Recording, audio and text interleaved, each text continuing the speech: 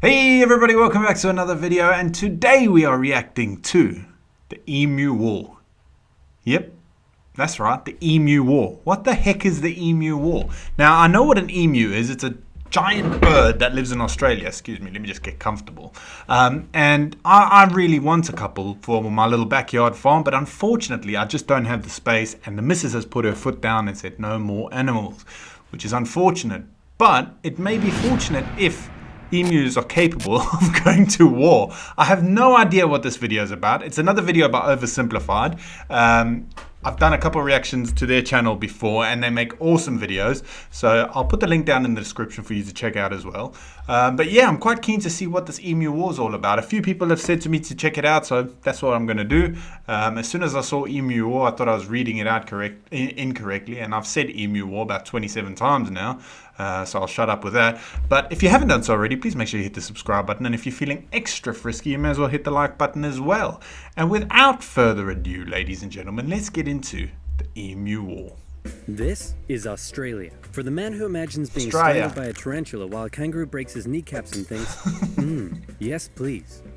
For the man who pictures himself being eaten by a snake in the burning outback while eating a Vegemite sandwich and thinks, yes please. And that man was Governor Arthur Phillip, who landed in Eastern Australia in 1788, presumably saw a dingo being eaten by a crocodile, being eaten by a death adder, being eaten by a koala, being eaten by Mel Gibson, and thought to himself, yes, good. Now I know what you're thinking, but oversimplified, the British didn't discover Australia, the Vikings did. And you'd be wrong. I'm not sure why you'd think that. But hey, if you love Vikings so much, then why don't you check out today's Alright, we all love No, we don't want to see your sponsor, buddy. With a new experience world by never-ending fight. Support my channel by downloading Viking 200 gold coins and a protective shield. Buy! Man, this is great. The market will continue to grow forever. But what if it doesn't? Oh crap, I never thought of that. Sell! And the stock market crashed, which led to economic downturn, which meant banks wouldn't lend anyone any money, which led to more economic downturn, which meant everyone stopped buying stuff, which led to more economic downturn. And hey, I love these videos. Planes were destroyed in a drought, and then a big dust storm engulfed the area. That's right, more economic downturn. And in an effort to combat the crisis, America began imposing tariffs on foreign imports, which made the economic downturn go global, and the earth got really depressed. But one nation that was hit harder than most by the whole affair, Australia. The problem for Australia was that it relied heavily on its export industries, and in the current economic climate, no one was buying. To make things worse, Australia had introduced its own currency and pegged it onto the gold standard via the British pound, but then the UK started messing with its own peg on the gold standard, and if this is starting to sound confusing, then let me oversimplify it for you. Hey UK, looks like my car is broken down. Want to give me a tow? No problem, friend, I got you.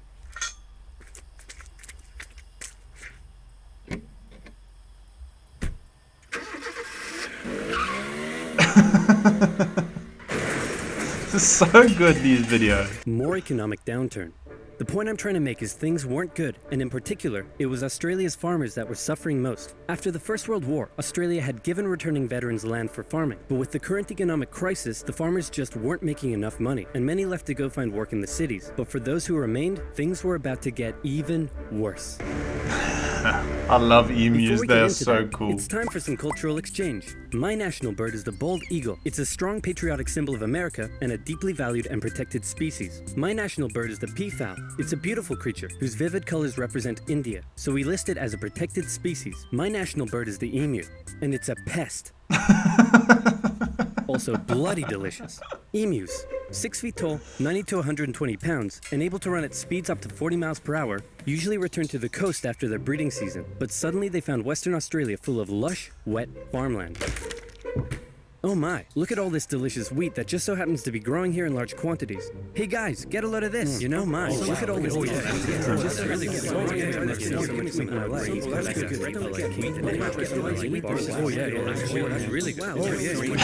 Alright, come on. Hey, who left this big hole in the fence? Guys, get a load of this. Oh wow. I'm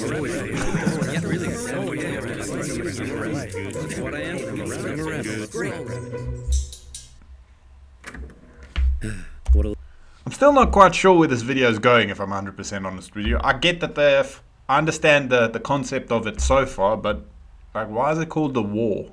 Lovely morning for some farming. What? Those damned emus, they have it in for me. They're bullies. They're nothing but bullies. Calm down, Bruce. They're just animals. It's not personal. Hey, Farmer Bruce, where did you find that hat? The toilet? Sick burn, emu. 20,000 emus cost the already struggling farmers millions more pounds in lost crops and damages. The situation couldn't continue like this. Something had to be done. So in 1932, the farmers turned to the government for help. You'd think they'd go to the Minister of Agriculture, but these farmers said no. This is a job for the military. So they went to George Pierce, the Minister of Defense. That's right, Australia was to go to war with the emus. Oh my Not everyone God. was happy with the idea. This is barbaric. We can't go slaughtering thousands of our own national bird. Oh, come on, guys. The machine guns will make it quick and painless. Machine guns? You're using machine guns? This is animal cruelty. Look, I know it's unusual, but It wouldn't fly today, would it? It absolutely wouldn't fly today. No pun intended. Well, emus don't fly anyway, but yeah, it's something like this wouldn't happen it's not like nowadays. approaches turning the birds into feather hats. Think of the benefits. It'll be good target practice for our boys. The government can show it took action. Plus, I can get myself a nice new feather hat. Did I say feather hat? I meant I want to gather chat with you about getting you all some nice new feather hats. Did I say feather hats? I meant I want to wage terror at these emus and turn them all into feather hats. Damn it! Of course, Pierce first made the farmers sign an agreement saying that they would pay for the whole thing and that Pierce wouldn't take any of the blame if the operation, that was clearly very stupid, turned out to indeed be stupid. And the operation went ahead. Major G.P.W. Meredith and his men were sent with 2 Lewis machine guns to... Imagine being a serving soldier, or you get your papers in the mail, and it's like, you're going to war. Get yourself ready, prepare yourself, say goodbye to your loved ones. You're going to war with emus. What the heck? Hunt down and take out the evil emu population in Western Australia. Target spotted. Well, was it an emu? No, sir. It's an emo. It's an emo. Oh, that tickled me way too much. Was it an emu? No, sir. It's an emo. Damn it, Jones. Learn your vowels. I'm sorry. Okay, it looks like the humans are coming for us. But check this out. I've come up with an amazing plan. See if you can follow me here, okay? When they approach, we run away. Sir, you're a genius. Pierce sent a camera crew along with the machine gunners to capture some good old propaganda for the government, and the first battle took place in November at Campion. The men spotted a mob of emus from a distance, so they set up their guns and opened fire. The emus split up into smaller groups and ran in every direction. The men were only able to kill what they called a number of birds, but the vast majority got away. Oh, I'd love to know the number. Cut! Surprisingly, many of the emus were able to take multiple bullets, but still run at full speed to safety, causing Meredith to compare them to tanks, saying if we had a military division with the bullet-carrying capacity of these birds, it would face any army in the world. Okay, we need to get closer. What? No, you idiots, not to me. I can't believe this is actually real. Oh, sorry. No. I like it. So next, they tried sneaking up on a large number of emus near a local dam and firing at short range. Maybe the men were just unlucky, but my professional opinion says the emus were magic, because both guns jammed after just 12 emus were killed, and once again, the rest got away. Cut! I wonder if there's any footage out there of it. I might have a look, actually. Not that I want to see the emus get killed, I want to see them win. The men were feeling a little humiliated after losing to a pack of discount ostriches, so they decided to move further south. Strike what I was saying earlier. Isn't there wild hog problem is it Texas? I know it's somewhere in America. You guys have got a big problem with the wild boar, and there's actually videos I've seen. I don't know whether I agree with it or not. Don't get me wrong. I did do a lot of hunting when I was younger. I don't do it anymore, but I've seen where they shoot them from the helicopters or choppers or whatever, and I think it's pretty barbaric. But then when you're having to protect crops, you gotta, I don't know. What are your thoughts? I don't know how I feel about the eradicating them from helicopter. I think it's a bit of an unfair fight. But when they're waging war on the farmland, I suppose it's, is it justified? I don't know. Where the emus were said to be tamer, and this time they had a new strategy. Oh, they're going with a tame. Here's the plan. You mount the machine gun in the back. I'll chase the emus. You shoot. Got it? Got it. Look at the dude in the back. Oh shit. Oh, these cartoons are hilarious. I'm gonna shove that I need to grow up. The operation was a fiasco, and the press had a field day. In Parliament, Pierce was lambasted, and an opposition party member suggested that medals should be handed out to the emus, who had won every round so far. Pierce, feeling quite humiliated, called the operation off, but 4 days later the farmers approached again and said, "Hey man, the emus are still eating all our crops. Can you send the army back out here?" And Pierce was like, "Yeah, okay."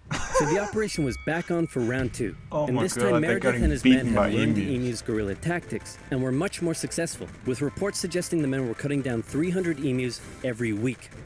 I hope you boys are getting great footage of this. What on earth are you filming? Despite the success, the media had lost interest in the whole thing. But with 1,000 emus killed, Pierce finally ended the operation and returned to Parliament declaring victory for the humans. So there were 20,000 emus out there destroying crops, and you've killed 1,000. Meaning there's still 19,000 emus out there. Yep, and in addition, you've burned through 10,000 rounds of ammunition. Meaning you wasted 10 rounds per confirmed kill. That's right.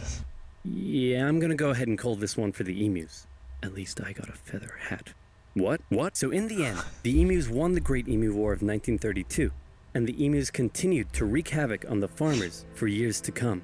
The government introduced a bounty system, which saw some success. But for a moment, let's take some time to remember the brave men who said goodbye to their families and risked their lives to take on the great, evil emu population in Western Australia. But even more importantly, let's think of the friends they made, the bond they created, and the memories they shared. This is outrageous. Right, I'm going to stop it there just in case that's copyright music. Although my oversimplified videos do get copyright claimed anyway. But I had no idea it was... I thought it was a joke when people first said to me to check it out. So I'm pretty pleased the emus won, if I'm honest. How can you only kill 1,000? That's hilarious. Anyway, thanks so much for watching, guys. If you haven't done so already, please make sure you hit the subscribe button. And don't forget to put your recommendations down in the comments. I will be getting back to all the comments as soon as I got this whole computer laptop thing sorted out. I'm still using my daughter's. It's a long old story, and I'd rather not go into it. Anyway, have a great day, and I will see you in the next video. Peace.